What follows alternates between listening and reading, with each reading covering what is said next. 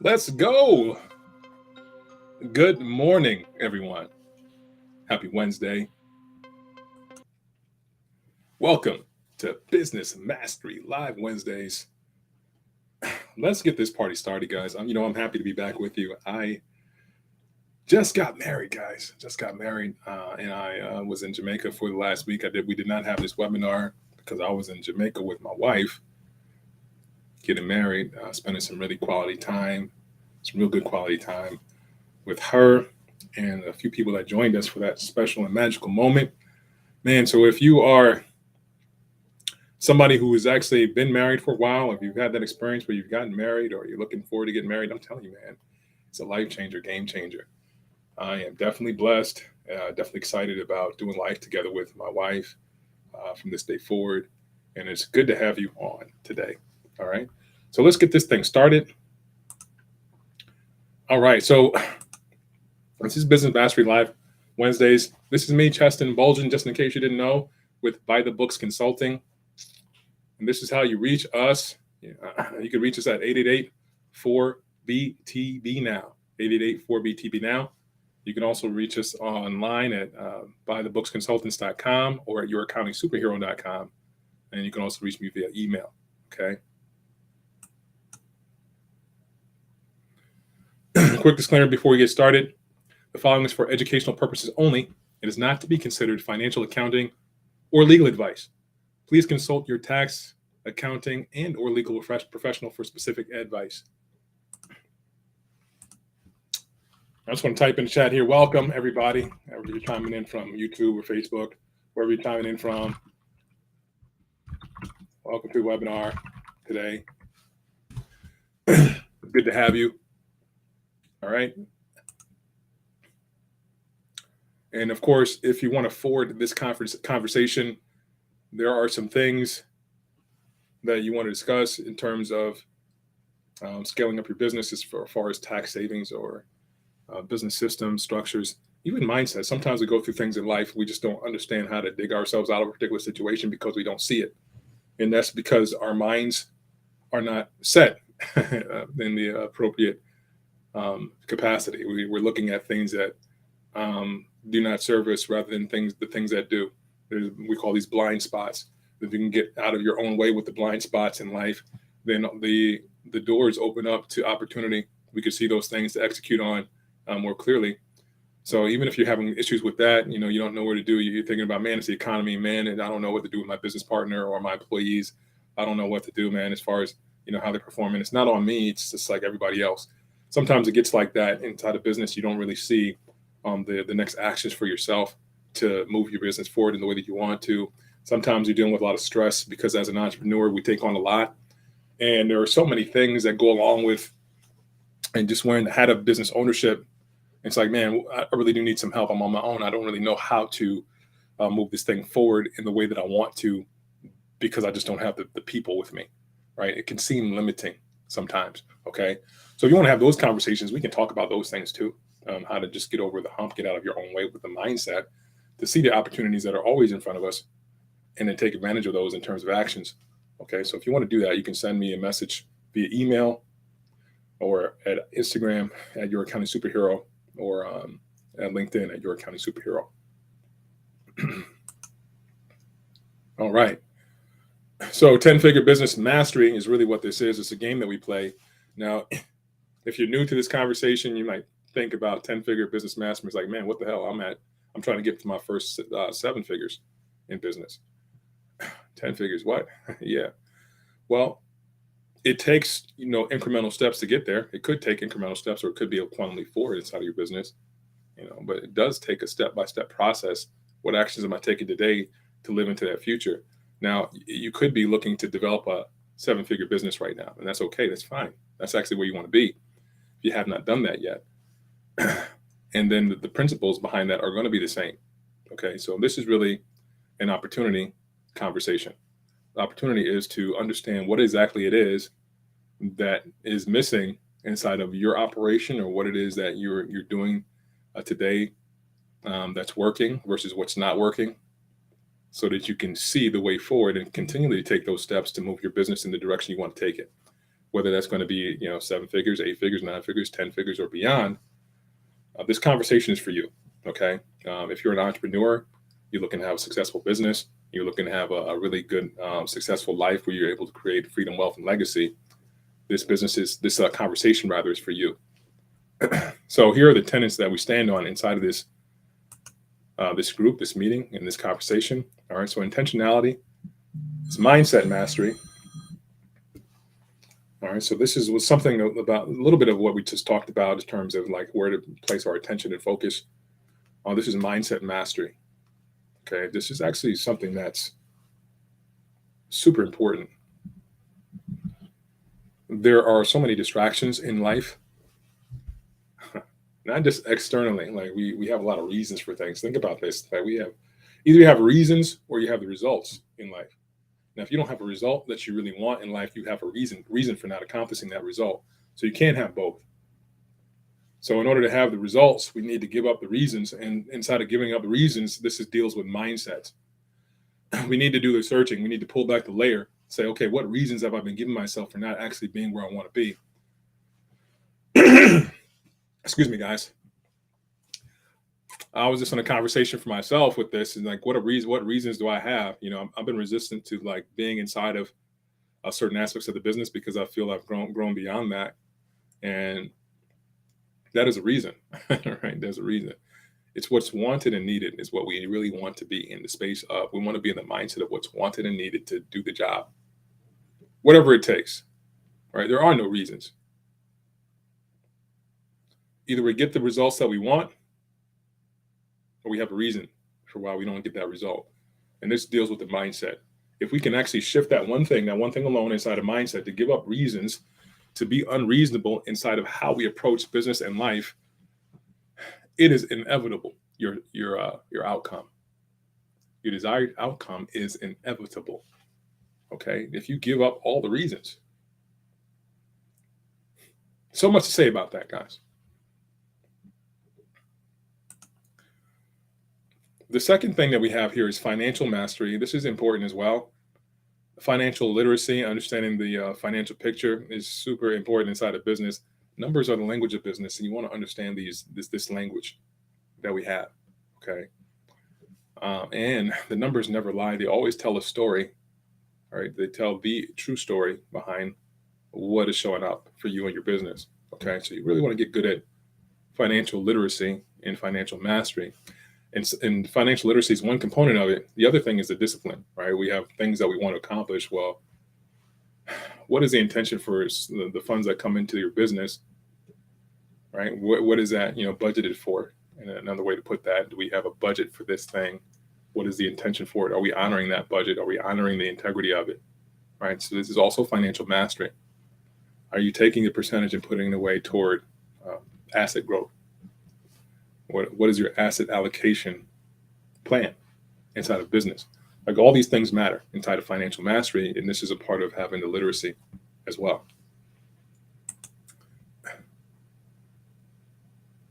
Structures, system mastery. All right, so systems are what we can leverage so that we can do a lot more with a lot less. Okay, we really want to have the embodiment of your business translated and out here in reality through systems, right? So is that relayed in the systems that you created in your business? Is the essence of your business demonstrated in the systems that you have created? Have you created systems? Or are you a solo operation? Even if you're a solo operation, there is a system behind it. The system is you. Now, the structures want to be developed and they want to be more complex than that, which is just you. All right. So at some point, we want to actually develop those systems in a way where you have leverage to do more with less effort. And of course, actions, which are execution mastery. At the end of the day, nothing else matters until we go out there and execute, get the job done. Right. It was when the rubber meets the road. All right. Put foot to pavement and make sure that we move life forward through our actions, executing on these things that we say we're going to do. All right. So these are our 4 tenets inside of the group, inside this conversation. Okay, so today I want to talk to you about compliance. Like some of the things that business owners, entrepreneurs you deal with is compliance, specifically compliance headaches. There are like pains, like really things that we deal with in terms of stress.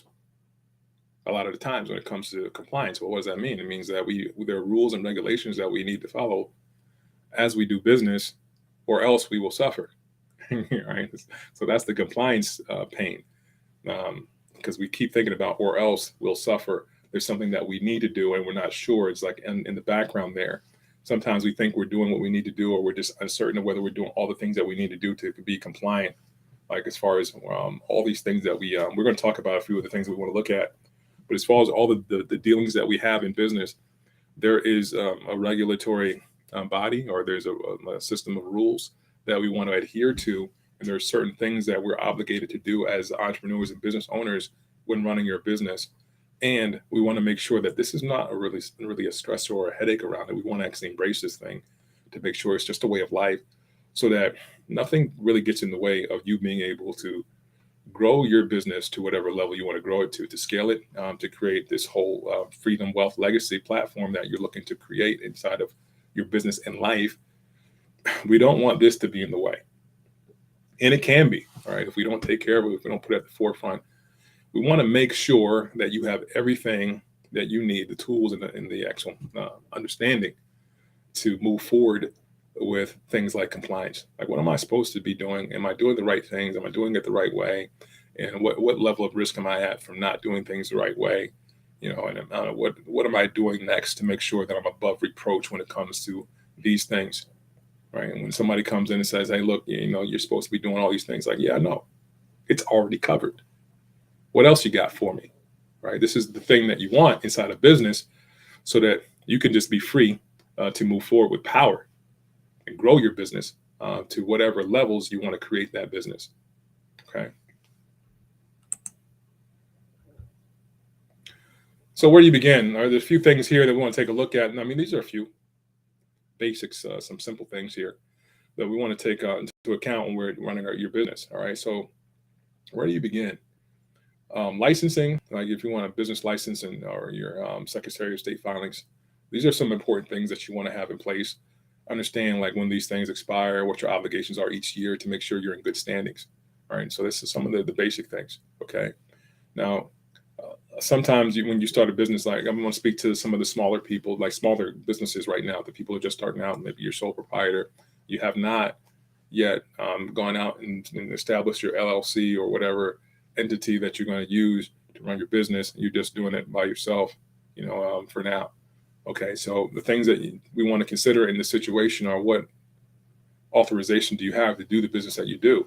Do you have the legal right to conduct business? All right, so business licensing in whatever local jurisdiction is important for you to establish if you're going to run business there. Secretary of State filings. So if you're filing an LLC, you have your articles of organization. If you're doing corporation, you have your articles of incorporation.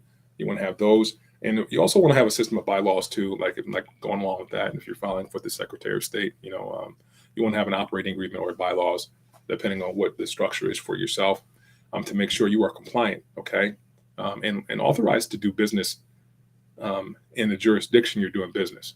Okay. So many things that go along with this because now it gets pretty fun, as I say, pretty fun, because there's some complexities that arise when when you want to start businesses in other states. For example, there's a section that's about doing opening up a business in Delaware or Nevada or Wyoming or some of these other states that don't necessarily charge you franchise or state taxes, income tax for corporate income tax for their jurisdictions, right? There's attractiveness there, and there's some anonymity attractiveness in some other jurisdictions, right? But at the same time, if you're not operating in that state, it becomes like, well, what's the point of you being in that state as a business? You really want to operate in the state in which you are authorized to operate. So that's when we talk about, some things. There's a couple of lines down. We talk about certificate of authority. We have an authority to operate in certain jurisdictions, like not when it's not your state that you're actually physically residing in. You have an opportunity to get a certificate of authority to operate in those states. You want to understand compliantly how you can do that. All right. So if you're actually doing business, there's a terminology called a nexus. You have a foothold, like a location in a certain area, and you want to be set up in that specific area to conduct business legally and compliantly. All right. So if you have a company set up in another state and you're not operating in that state, well, then you're running into a compliance risk. That's an example of that. Okay. So you want to understand the nuances of this and not just go out there and do anything that could just set you up to have pains down the line, to deal with some suffering down the line because you're just not operating compliantly. All right. So if you're doing business in a particular jurisdiction, you want to have a certificate of authority or licensing or a state filing in that particular jurisdiction in which you are conducting business on a regular basis. All right, so we'll move on and talk about franchise taxes. So this is one of those things that we want to understand about business operation. If you do have an LLC or you're incorporated in whatever state, then normally there's a franchise tax due each and every year. And that's associated with either the volume of revenue that you do or just the base rate that they have to file, okay, depending on the state that you're in. All right.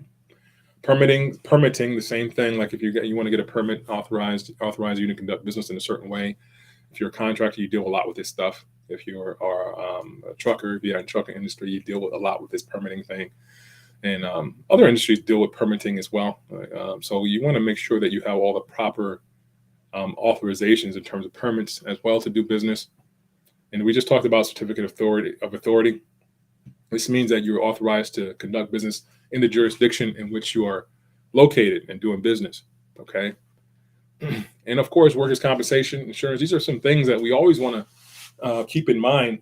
Now, if you're a larger company, you've already dealt with a lot of these things. You have a system in place to take care of like most of these, like these basic things. Okay. But if you're in between, you want to make sure that you cover your bases when it comes to all of these details. When you start growing, you hire employees, and you start operating and doing business on a larger level, well, then you have more at stake here. There's more at risk. Other people's lives are now on the line here too. It's not just yours. You're responsible for your employees or contractors, their livelihood as well. You also have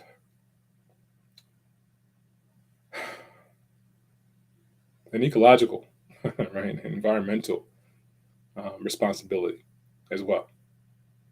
So we want to think about those things as we're growing. We have something here called S corp wages. Like if you're an S corp, there's something called a reasonable wage, a reasonable salary that you want to make sure you're complying with.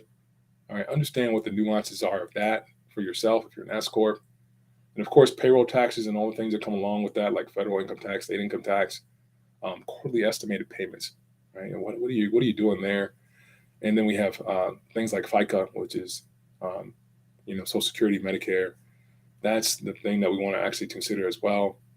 Um, then we talk about estate tax. Like this is something down the line when we think about how um, you are set up overall, like the impact of your business in terms of how it translates to your life and your family and everything else. But what are you doing there to make sure that you're set up in a sure win for estate planning and estate tax? And then things like garnishments and back taxes, child support. Like when we run businesses, guys, all these things come into play. Like what system do you have in place to make sure that these are taken care of? Okay, sales tax. Of course, bookkeeping is like at the foundation of it. Bookkeeping is so important, guys. A lot of times, here's the thing. Like I've seen this in a few situations where business owners don't take this aspect of their business very seriously, and it's to the detriment. And when I say to the detriment, like if you don't have the proper bookkeeping systems in place, real talk, it's going to be real talk. It could be years later. IRS could show up at your business office saying that you owe millions of dollars. Pay today. And this is the thing. They will do this. They have done this. I mean, they'll say these things. You're like, what's going on? I didn't know anything about this. We had these systems taken care of, but did you? And did you take it seriously? Is there a system in place where you have somebody held to account and is compliant, and you're actually putting eyes in this thing to know exactly what's going on in your business, or you have trusted eyes on this to make sure everything is going the way that it's intended for your business? Because this thing will come and bite you in the ass. I'm telling you, man. If you don't have the proper bookkeeping processes in place, you won't have any recourse to say, okay, this is what we actually did when somebody says you did otherwise. Then they'll just go by what they have. When I say they, the tax authorities, the IRS or the state revenue department, they will come and they will not be friendly. I mean, they will just say, hey, give us our money. Okay. So make sure you have a good bookkeeping process in place. Sometimes you're doing an Excel spreadsheet and you think you have it all together, and there are some gaps inside of that. If you're a small business owner, if you're not really good at programming with Excel, then you want to have some type of software in place like a QuickBooks or Xero or something similar to that.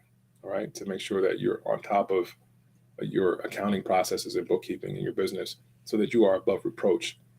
All right. So the other things like annual meetings, how to conduct those, that's important to deal with, to actually to comply with rather inside of your business. Annual meetings and have your recordings, your records, your minutes and everything of these meetings for your business.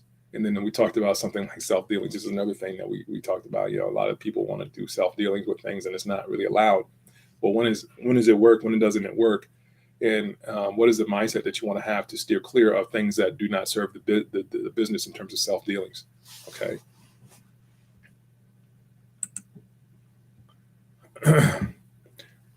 So what is the mindset for this? All right. You want to be committed to a do it by the book paradigm. Do it by the book. Do it by the books. All right. And we're going to do this by the book. No more thinking that you're going to get away with things. No more cutting corners. No more slacking around this area of compliance, right? We want to be above reproach. That's the idea. Do it by the book, all right? So that when things come down to it, like I know I talked to my son and his generation. A lot of times they base their decisions based on the likelihood of them getting caught, right? This is what it is. Like a lot of people do this. They're going to base the decisions on the likelihood of them getting caught. So it's not likely that I get caught doing this.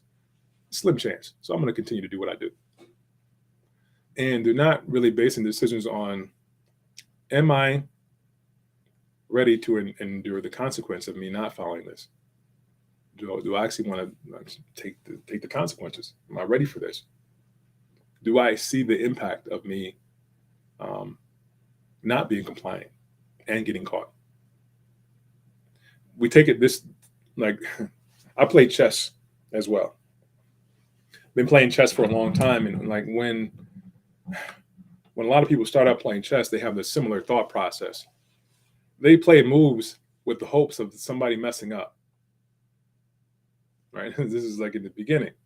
We play chess moves in the hopes of our opponent making a mistake. Whereas when I play chess, I expect my opponent to make the best move possible. If they make the best move possible, then I already know that this move that I make is already set up to position me in the best way possible. All right. So if I approach life this way, I expect that my opponent will play the best moves possible. That way, it enables me to make the greatest decisions and the best moves for myself, all the way around. The only gap is whether or not I see what the best possible moves are for myself. And we can play that game. We can actually get into the insightfulness of understanding what those moves are once the mindset is there to play the best moves possible, because we understand that our opponents will play the best moves possible. All right. This is the way we want to approach things. If we approach life this way, then we will always be on top. And hopefully that makes sense.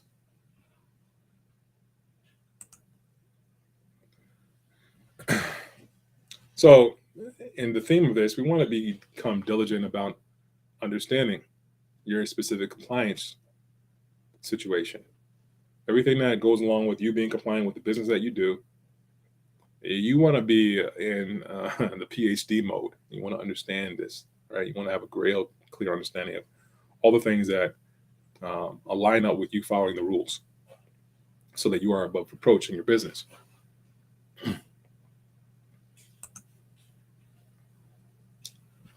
And then we want to start developing the systems to ensure that compliance, okay? So there are deadlines and dates that we want to have associated with compliance. We want to have all those locked down in our calendar and be ready for these dates all year long, okay? Definitely want to have the proper accounting and bookkeeping systems in place, okay? And we want to communicate with team and staff members about compliance daily. Like, what is it that we're seeking here? Right? What is it that we're looking to accomplish in terms of compliance? For example, if you're in a trucking company, one of the main things that you can do is establish a daily communication about safety and compliance for the drivers. Hey, did you do your pre-trip today?